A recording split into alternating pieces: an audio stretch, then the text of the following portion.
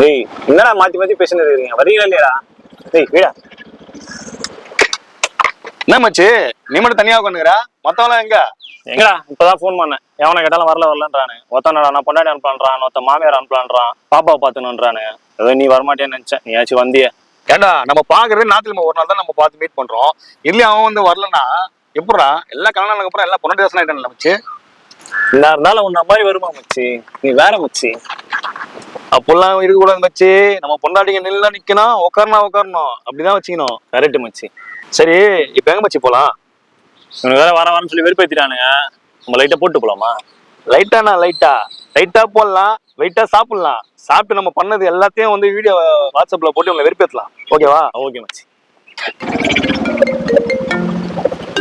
மச்சி போன் வந்து அப்படியே சரி மச்சி. Hello hello. சொல்லுமா.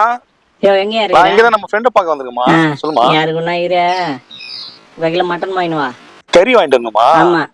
சரி நல்லதா பார்த்து வாங்கினு வா. சரிம்மா. சரி நான் பார்த்துட்டு வந்துடுறேம்மா. சரியா? சரி. ஓகே ஓகே ஓகே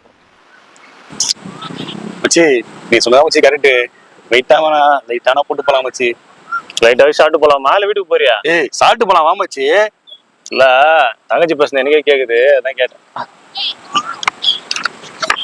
மச்சி கேட்டியா எல்லாத்தையும்? கேட்டேன்.